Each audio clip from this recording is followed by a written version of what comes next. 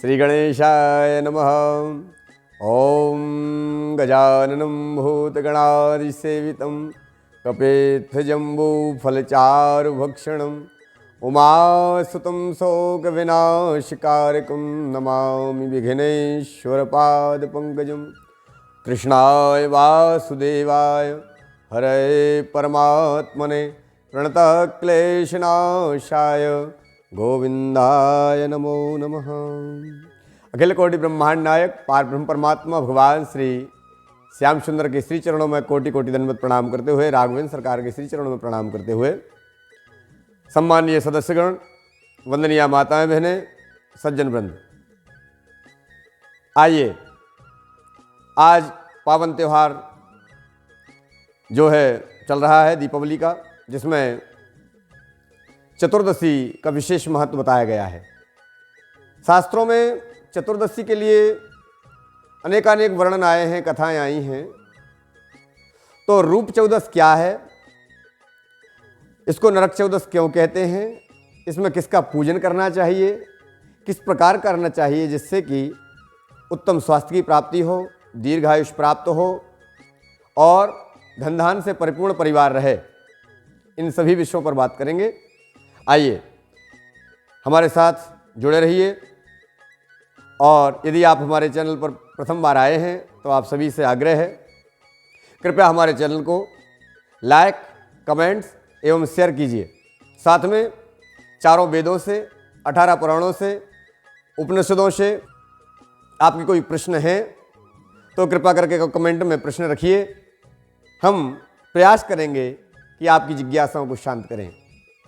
क्यों? क्योंकि चतुर्विधा भजन्ते माम ये जनः सुकृतोर्जनो आर्तो जिज्ञासु अर्थार्थी ज्ञानी चा भरतर्षभ। संसार में 4 प्रकार के भक्त होते हैं। एक आर्थ होते हैं जो संकट के समय भगवान को पुकारते हैं। एक जिज्ञासु होते हैं जो भगवान को जानने की इच्छा रखते हैं।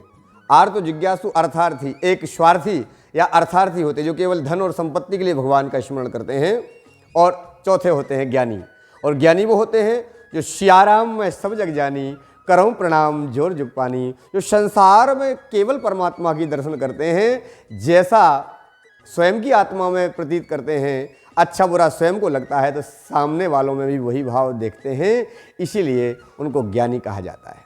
वेदों को पढ़ने से, शास्त्रों का कंठस्थीकरण करने से कोई ज्ञानी नहीं होता। ज्ञानी होता है केवल दूसरों के दुखों को जो समझने लग जाए, संसार के कण कण में, क्षण क्षण में, जीव चराचर में ईश्वर के जो दर्शन करने लग जाए, वह वास्तव में ज्ञानी है। आइए चलते हैं नरक चतुर्दशी। इसको नरक चतुर्दशी क्यों कहा जाता है? श्रीमद्भागवत में वर्णन आता है कि कंस का एक मित्र था जिसका नाम था नरक। उसी को नरकासुर कहा जाता है, उसी को भौमासुर कहा जाता है। प्राग ज्योतिषपुर नगर में वह निवास करता था और उस दैत्य नरक ने 16,000 राजकुमारियों का हरण करके उनको बंदी बना रखा था और ये संकल्प कर रखा था कि एक विशेष मुहूर्त में उन 16,000 राजकुमारियों के साथ में वह एक साथ में ही विवाह करेगा।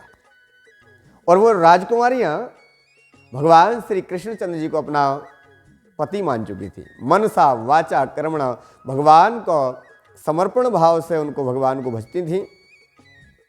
और इन राजकुमारियों ने भगवान से प्रार्थना की थी कि हे नाथ, हे श्याम सुंदर, हे आनंद कंद, हम आपके चरणों की दासी हैं।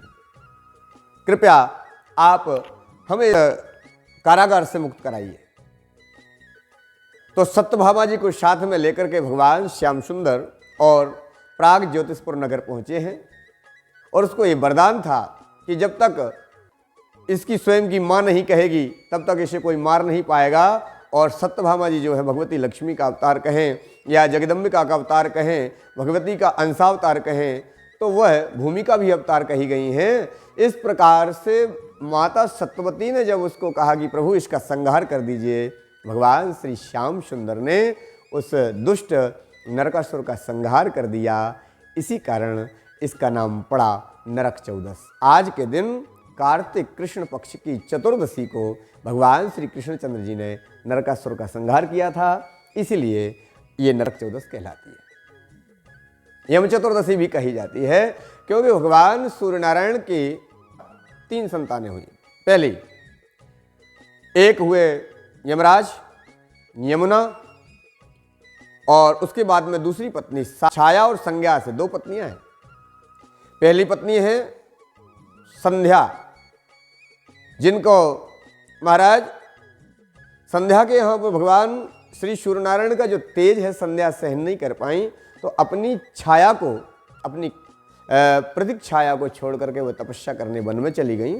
तो उनसे जो महाराज छाया से शनिदेव का जन्म हुआ कि शनिदेव महाराज ने एक बार अपने पिता के ऊपर चरण प्रहार कर दिया था। इस कारण से माता छाया ने ही उन्हें श्राप दे दिया था कि शनि तुम दिव्यांग हो जाओगे, विकलांग हो जाओगे। तो शनिदेव विकलांग हो गए और एक पैर उनका कमजोर हो गया। इसी कारण से शनिदेव सबसे धीमी गति से चलते हैं। सब ग्रह कोई 1.25 महीने, कोई 2.5 दिन, कोई 1.25 वर्ष रहते हैं, परंतु शनिदेव एक राशि में 2.5 वर्ष तक विचरण करते हैं। इसका कारण क्या है? अपनी मां का श्राप उनको प्राप्त हुआ है। आज का दिन याद दिलाता है कि माता स्वर्गा, पिता धर्मा, पिता ही परमम तपा, पितरि प्रीतिमापन्ने प्रियंते सर्वदेवता।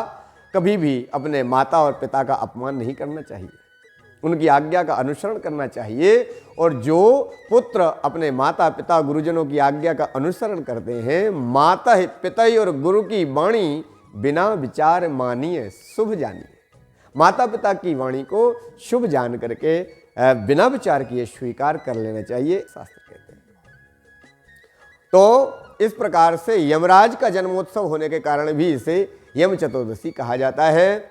आज के दिन अर्धरात्रि में आटे का दीपक बना करके और दरवाजे के बाहर झाड़ू लगा करके और उस कचरे के ढेर पर उस दीपक को रखा जाता है। इसका मतलब क्या हुआ? यमराज का भी सम्मान हुआ, साथ साथ में लक्ष्मी की जो बहन है अलक्ष्मी, अलक्ष्मी में नस्यताम, अलक्ष्मी जो है लक्ष्मी की जो बहन है उसका भी सम्मान करना है कि देवी आप कृपा करके दरवाजे के बाहर ही रहें, दरिद्रता घर में ना आए। इसीलिए चतुर्मुखी दीपक यमराज के नाम से किसी की अकाल मृत्यु ना हो, कोई दुर्घटना ना हो, कोई संकट में ना रहे और दरिद्रता ना आए, हमारे घर में क्लेश ना हो, कलह ना हो, घर में शांति रहे। इसके लिए अलक्ष्मी का पूजन भी किया जाता है, झाड़ू का पूजन विशेष रूप से किया जाता है।